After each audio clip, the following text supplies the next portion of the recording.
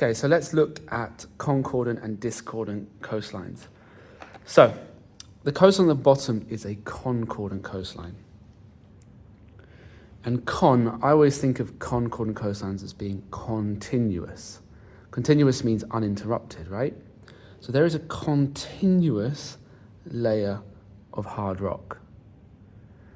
The discordant coastline is a bit more all over the place. You might even say disorganized, okay? But it's not disorganized because what it is alternating between hard rock and soft rock. The key difference between hard and soft rock is their rate of erosion. So you need to really understand that rate of erosion is central here because that's what really defines the difference between hard rock and soft rock.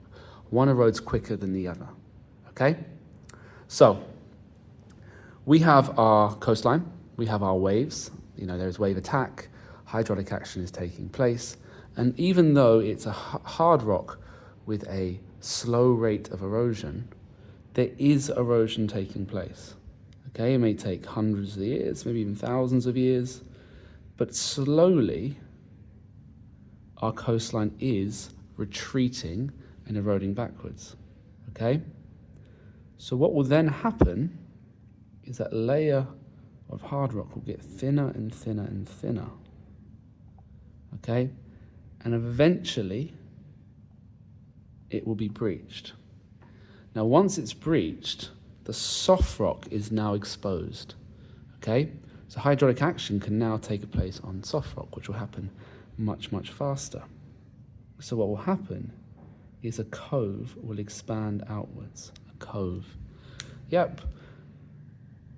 And what we see here on each side of the cove is going to be a cliff.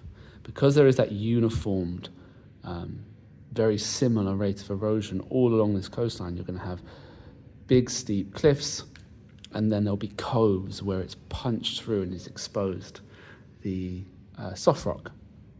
So with concordant coastlines, the words you need are continuous, hard rock, rate of erosion, slow, but then you also need to do soft rock, exposed, and cove. Okay? That is a concordant coastline. Now we have our discordant coastline. So let's focus up here on our discordant coastline. So what happens is, I'm just going to quickly rub this out.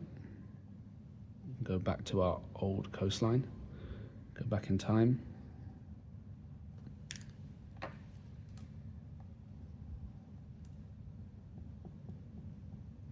Okay, so what's going to happen here with our discordant, so remember alternating is going to be a super, super important word. The wave attack is happening. There's erosion all along this coastline.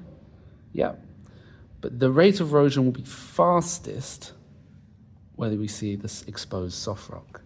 So our coastline will suddenly dip in like so, and then we're left with a projecting headland. Because there is erosion here, so we can't say there's no erosion. It is being eroded, but it's at a much, much slower rate. There is erosion, but at a much, much slower rate. So what we see is the formation of a bay and a headland. And this is from the Edexcel B Geography paper 2009. And here it is. Take a second, pause the video, have a read. And what we can see here, explain the difference between concordant and discordant coastlines. You may use a diagram to help you. Now this is important. First of all, you may. That word may is important because you don't have to use a diagram, okay? But I would always suggest that you do. You just draw something quick, you draw what you can, and then you support it with a really well written response as well, okay? So you're almost saying, okay, well, I hope my diagram gets 1, maybe 2 marks, and then I'm going to write a really good piece that will probably get 4 out of 4. So you're covering yourself. So really, this is our question. Explain the difference between concordant and discordant coastlines.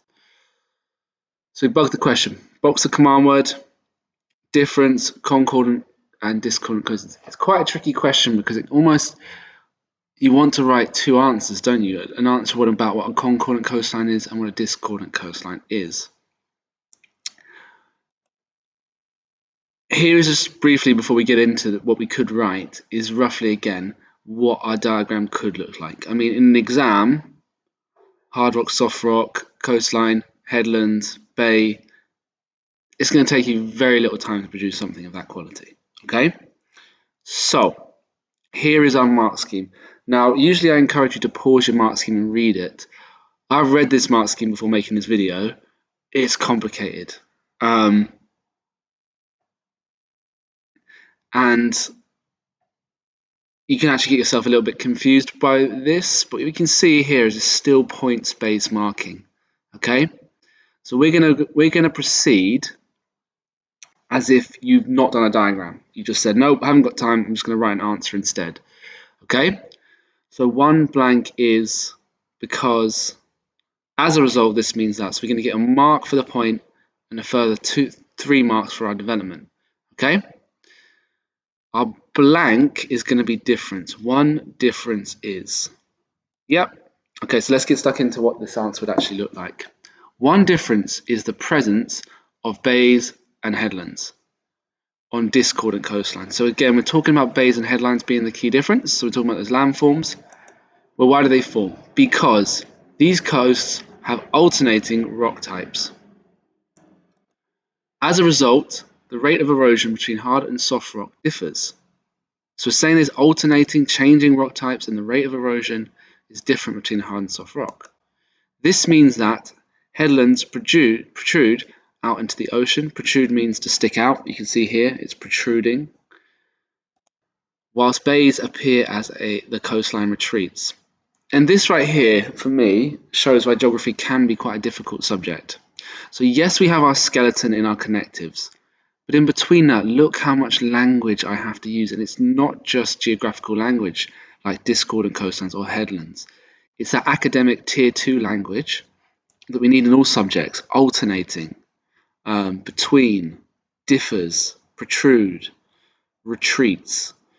So you have to have a strong vocabulary to do well in geography, okay? So the better your vocabulary, the better your use of geographical languages, tier 3, and academic writing like retreat and protrude, the more proficient and the better you are going to be at your responses, okay?